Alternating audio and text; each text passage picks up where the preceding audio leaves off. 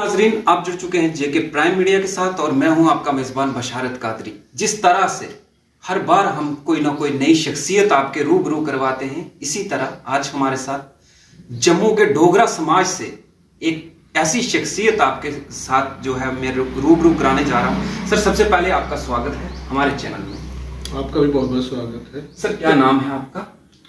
मेरा नाम रामपाल डोगरा है और मैं लिखता हूँ, राइटर हूँ और सिंगिंग करता हूँ, सिंगर हूँ और इसके साथ साथ कंपोज भी करता हूँ। सर, जिस तरह से आपका एक सॉन्ग रिलीज हुआ हमारे जम्मू के अंदर, इरखेदा गीत, क्या स्टोरी है इसकी और क्या सोच के आपने इसके बोल लिखे आपने, फिर उसके बाद आपने खुद भी उसमें आपने गाया है, तो उसके बारे में हमारी जनता को आप अगर बताएंगे तो। देखिए बिशारत जी, ऐसा है कि जैसे आप देख रहे हैं समाज इस समय, मैं तो काफ़ी देर से सक्रिय हूँ, इसके साथ जुड़ा हुआ हूँ। जो साहित्य है, जो लिटरेचर है, इसके साथ गीत लिखने में, गाने में काफ़ी देर से हूँ। लेकिन मैं ज़्यादा स्टेज नहीं पकड़ता हूँ यहाँ पर, क्योंकि मैं बाहर था। तो मेरा जो मकसद इसमें फ़िलहाल ये है कि जो जम्मू कश्मीर में हमारी भाषा है, ख़ास करके डोगरी काफ़ी उसका अरोजन हो रहा है। तरह तरह से लोग उसका जो है वो शोषण ही कर रहे हैं एक प्रकार का। तो ऐसा लगता है कि डोगरी जो है वो अपनी धीरे धीरे, ऐसा ना हो कि वो अपना बिल्कुल भूल ही जाए, अपना वो ख़त्म ही हो जाए। तो ख़ासकर युवा वर्ग जो है हमारा, वो इससे बहुत दूर भाग रहा है। वो वेस्टर्न कल्चर और पंजाबियत, बाकी भाषाओं में ज़्यादा लिप्त है या हिंदी में है। तो मैं नहीं कहूँगा कि बाकी भाषाएं मत सीखिए, लेकिन जो अपनी माँ बोली है, जिसको माँ ने आपको सिखाया जिस बोली में, उसकी तो सेवा करनी चाहिए। अगर आपको माँ बोली नहीं आएगी, डोगरी नहीं आएगी और बाकी वाली भाषा भी आप नहीं सीख सकोगे। क्योंकि जो मेरा प्रोजेक्ट, आपने जैसे बोला कि ये प्रोजेक्ट इरखेदा गीत जो है, इसका नाम ही ऐसा दिया गया है और ये टाइटल है। इसमें मैंने ये कोशिश की है कि युवा अपनी भाषा से प्रेम करे, अपनी संस्कृति से प्रेम करे, अपनी जो हमारा जो जितना भी विरसा है, हेरिटेज है, उससे प्रेम करे। तो डोगरी सबसे मीठी भाषा में से एक है और मुझे लगता है कि इसमें इतना रस है, इतने इसमें मतलब सॉफ्टनेस है जिसे कहना चाहिए। तो ऐसा लगता है कि लोग जो है, जो बच्चे हैं, बाकी भाषाओं से के बजाय, सीखने बजाय पहले अपनी माँ बोली डोगरी को करना चाहिए। रामपाल जी, यहाँ मैं एक चीज़ आपसे जानना चाहूँगा। जिस तरीके से आप म्यूजिक के या संगीत की तरफ आए हैं, उसके बगैर आप क्या करते थे? उसके बिना आपने किस तरीके से अपनी जिंदगी आज तक की कैसे जी, क्या क्या किया? बिल्कुल ऐसा है कि इससे साथ साथ मैं पत्रकारिता करता हूँ और सीनियर जर्नलिस्ट हूँ, फ्रीलांसर, और अलग अलग जितनी भी प्रेस हैं उनके साथ में जुड़ा रहता हूँ और लोगों के साथ मिलता रहता हूँ। एक तो ये हो गया। अभी इससे पहले मैंने अपना जो कैरियर था, मैंने HMT लिमिटेड से शुरू किया था। तो HMT लिमिटेड जो है, चूँकि वो कंपनी अब वॉच फैक्ट्री में, वो कंपनी बंद हो चुकी है क्योंकि उसका ज़्यादा अभी चलन नहीं रहा। पहले वो घड़ियाँ बनाती थी HMT वॉच फैक्ट्री, तो उससे मैंने अपना कैरियर शुरू किया 1980 से। जब 1980 से मैंने कैरियर शुरू किया, मैंने श्रीनगर से शुरू किया, कश्मीर से। 10 साल में वहाँ कश्मीर रहा, तो वहाँ मैंने कश्मीरी सीखी, कश्मीरी लोगों की जो संस्कृति है उसको अपनाया और मैंने बड़ा गहनता से उसे पढ़ा कि लोग कैसे हैं और कश्मीरी कैसी है, इनकी जो भाषा कैसी है। तो मुझे बड़ा अच्छा लगा वो भी। और उसके बाद फिर मेरी ट्रांसफ़र जो है, माइग्रेशन के बाद मेरी ट्रांसफ़र बेंगलोर हो गई। बेंगलोर में मैं 3 साल रहा, वहाँ मैंने कन्नड़ सीखी और उसके बाद फिर मैं नैनीताल आ गया। तो नैनीताल जब मैं ट्रांसफ़र हुआ, वहाँ मेरी हिंदी और साफ़ हो गई और अच्छी हो गई और साथ में मैंने कुमाऊनी सीखी थोड़ी।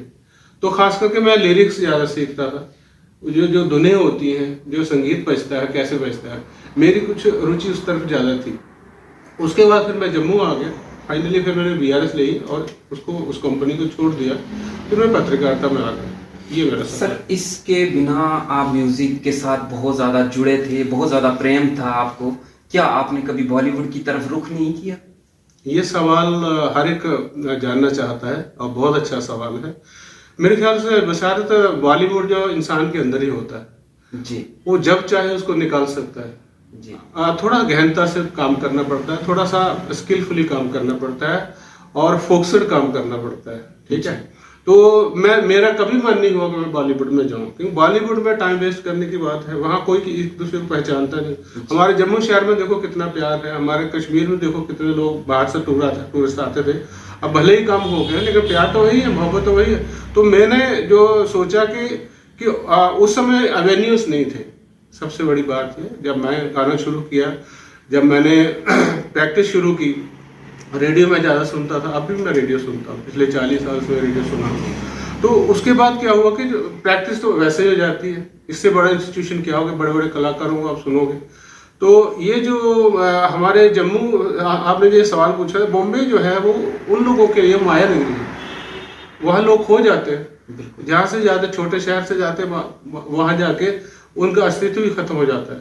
तो हमें जो है, अगर आपके मन में कोई चीज़ आपने करनी है, आपने पत्रकारिता ही मान लो जैसे करनी है, तो आपके मन में ही होना चाहिए, आपके अंदर जुनूनियत होनी चाहिए, आपके अंदर पैशन होना चाहिए। तो वही पैशन मैंने अब इस ओर डाला है, क्योंकि ये पार्ट भी मेरे, ये कंटेंट भी मेरे अंदर थे पत्रकारिता के साथ साथ। तो किस तरह से आपने डोगरी मीन्स, आप डोगरी के बिना और भी कुछ लिखते हैं? जैसे हिंदी की मैं बात करूं या गोजरी की बात करूं, पहाड़ी, कश्मीरी, तो उसमें भी लिखते हैं या ओनली आपने डोगरी को ही होल्ड करके रखा है? ऐसा है कि डोगरी में जो मैं सबसे बड़ी एक अहम बात बताना चाहता हूँ दर्शकों को भी, कि भाषा कोई भी हो, अगर उसकी आपको वोकेबलरी नहीं आती, चाहे वो अंग्रेजी हो, चाहे वो हिंदी हो, चाहे कोई भी भाषा हो, अगर कोई भी डायलेक्ट भी हो, बोली भी हो, तब भी अगर आपको उसकी आपको कंटेंट नहीं आते, आपको शब्द, आपके पास शब्दावली नहीं है, तो उसको आप सीख नहीं सकते। तो डोगरी चूंकि ये मेरी मदर टंग है, इसके बाद मेरे पास बहुत स्टॉक है, मेरे पास बहुत शब्द हैं इसके लिए, ठीक है। और हिंदी और अंग्रेजी के लिए हमें ढूंढने पड़ते हैं, ये शब्द कहाँ से लाओ, इसकी वोकैबुलरी सही होगी नहीं होगी, ठीक है। इसकी हम एक्सरसाइज रोज करते हैं। तो एक तो हम डोगरी का ये हो गया। इसके अलावा मैं पंजाबी लिखता हूँ, क्योंकि पंजाबी हमारे साथ मेल खाती बिल्कुल भाषा है। गोजरी हमारी मेल खाती भाषा है, बहुत प्यारी मीठी भाषा है जो गोजरी। जम्मू कश्मीर में गोजरी भी काफी भी अब अलग स्थान है, बिल्कुल। पुंछी है, भद्रवाही है, शीना है, कश्मीरी है, इतनी 12 भाषाएं जो प्रेवलेंट है हमारे जम्मू कश्मीर में, वो बहुत ही मधुर है। हमें जम्मू कश्मीर से बाहर जाने की जरूरत ही नहीं। मेरे डोगरा व्यूवर्स के लिए अगर आप यही गीत, इरखेदा गीत 2 लाइनें गुनगुना देंगे, क्योंकि वो भी सोच रहे होंगे कि फिलहाल आपकी जो वॉइस है वो सुने, तो प्लीज। जरूर, मैं उन दर्शकों के लिए, सबसे पहले युवाओं के लिए ये गीत है, उन्हीं को समर्पित है ज़्यादा। और छोटी सी बात और साथ में जोड़ूंगा, लोगों को ये बता दूं कि डोगरा जो है, जो जरूरी है कि डोगरी बोले, डोगरा जो समाज है, डोगरे जो लोग हैं, वो पूरी दुनिया में 1,50,00,000 के आसपास है, जो आंकड़े बताते हैं। चाहे वो पाकिस्तान में है, POK में है, जम्मू कश्मीर में है, हिमाचल में है, पंजाब में है, और बाहर के लोग बसे हुए हैं, ठीक है। वो हमारे ऊपर बिल्कुल पैनी नजर रखे होते हैं। तो डोगरी जो है, मैं बताऊंगा कि इसलिए डोगरी मीठी जुबान है और युवाओं को अपनानी चाहिए, इसको फॉलो करना चाहिए, इसका रस चूसना चाहिए, मैं तो ये कहूँगा, बिल्कुल, ठीक है। तो मैं आपको थोड़ा सा गुनगुना के, कोई इरखे दा गीत सनाड़िए, ओ कोई इरखे दा गीत सनाड़िए, मेरे सुते दे पाग जगा मड़िए, कोई इरखे दा गीत सनाड़िए, तेरी याद बड़ी तड़पांदी है,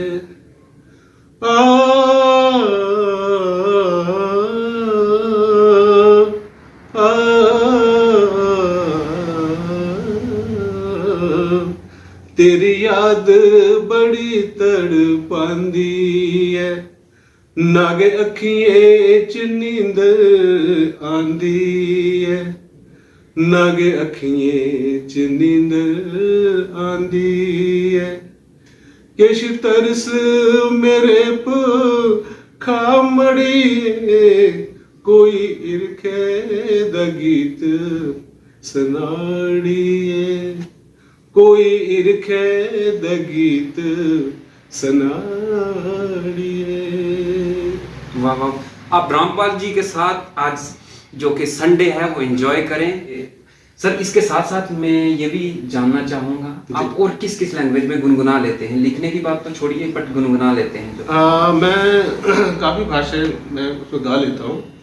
जैसे पंजाबी तो है ही, पंजाबी होगी, हिंदी होगी जो हिंदुस्तानी है, उसके अलावा जो है कश्मीरी है, और क्या गोजरी है, और बहुत सारी और भी भाषाएं हैं। जैसे कन्नड़ है, थोड़ी बहुत वो भी आती है। और जैसे मैंने कुमाऊनी कहा क्योंकि वो रहा हूँ नैनीताल में, तो हाँ, तो हिंदी तो ज़्यादा वो भी गा लेता हूँ सारे। तो किस इससे पहले या इसके बाद जो है और नया प्रोजेक्ट जो आपके आने वाले होंगे, या जनता बहुत उतावली होगी जिस तरीके से आपने ये गीत दिया है, बहुत लोगों ने सराहा है, प्यार दिया है, तो और कोई नया जल्द आप देने वाले हैं? बिल्कुल बिल्कुल, मेरे प्रोजेक्ट में जो है वो पाइपलाइन में काफ़ी है, और डोगरी के प्रोजेक्ट ज़्यादा आएंगे इसमें, क्योंकि हिंदी तो लोगों ने सुना होगा, सभी हिंदी लोग सुनते हैं, बाकी पंजाबी तो आम है, ठीक है। लेकिन डोगरी गीत जो है वो डोगरी की, ये नहीं है कि मैं क्वांटिटी ज़्यादा दूंगा, मैं क्वालिटी ज़्यादा फोकस करूंगा, क्योंकि जैसे इस गीत में मैंने 3 साल लगाए, अभी आप हैरान होंगे। 1 साल कोरोना ने खा लिया, कोरोना के दौरान, और मैंने इस गीत को 8 बार लिखा। आप यकीन करोगे, डॉक्टर दीपाली का मैं बहुत बहुत शुक्रगुजार हूँ, जिन्होंने मुझे प्रेरित भी किया और साथ में उन्होंने मुझसे गवाया भी कि आपकी आवाज़ भी मेल खाती है, अच्छी है, तो ऐसा करो, हम ड्यूट गाते हैं। अदरवाइज मैंने गाना डॉक्टर दीपाली वातल जी के लिए लिखा था। बाकी आपकी जो इस प्रोजेक्ट में टीम थी, क्या मैसेज आपका रहेगा हमारे माध्यम से? हाँ, मेरा मैसेज यही रहेगा कि जो लोग भी इस लाइन में जुड़े हुए हैं, चाहे वो आर्टिस्ट हैं, चाहे वो बाकी लोग हैं, टेक्निकल है, नॉन टेक्निकल है, राइटर्स हैं, सिंगर्स हैं, या जो कोई दूसरे प्रकार के इसमें हेल्पिंग हैंड इसमें देते हैं, तो उनको यही रहेगा कि आप क्वालिटेटिव ज़्यादा फोकस करिए जी। आप बहुत ज़्यादा प्रोजेक्ट मत बनाइए, आप कम प्रोजेक्ट बनाइए, लेकिन लोगों की आवाज़ इसमें भरी होनी चाहिए, लोगों की आकांक्षाएं, लोगों की एस्पिरेशन जो है वो उसके अंदर भरी होनी चाहिए। लोग क्या चाहते हैं उनकी पल्स होनी चाहिए। इस गीत के माध्यम में आप खुद ही सोचोगे कि कल ये गीत जो है यूके लंदन के रेडियो से चला है पहली बार, और उन्होंने बड़ा सराहा है, और जितने वहाँ डोगरास रहते हैं उन्होंने कहा सर ये हम गीत बजाना चाहते हैं अपने रेडियो पर। आप खुद यकीन देख लीजिए कि इस गीत को कितना प्यार मिल रहा है। और मेरा जम्मू रेडियो से भी मेरा अप्रोच है, और बाकी 92.7 से भी मेरी बात हो गई है, तो वो लोग ये गीत चलाएंगे, क्योंकि ये परिवार में बैठ के गीत जो है आदमी सुन सकता है। बिल्कुल बिल्कुल। रामपाल जी, मैं यहाँ पे आपको कहूँगा कि आप एक हिंदी जो भी है वो आप 2 लाइनें गुनगुना दें आखिर में, मैं आपसे यही कहूँगा। रफ़ी साहब का एक नगमा मैं आपको थोड़ा सा गुनगुनाऊंगा, उसके बाद अगर समय होगा तो फिर मैं थोड़ा और। इतनी हसीन इतनी जवारात क्या करें,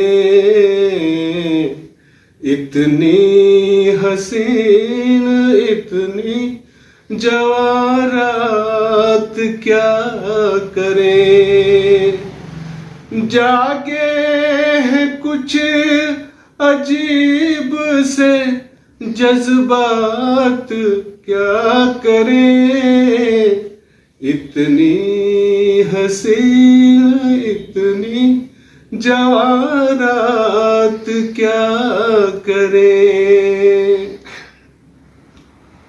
सांसों में घुल रही है किसी सांस की महक, सांसों में घुल रही है किसी सांस की महक, सांसों में घुल रही है किसी सांस की महक, दामन को छू रहा है कोई हाथ क्या करे,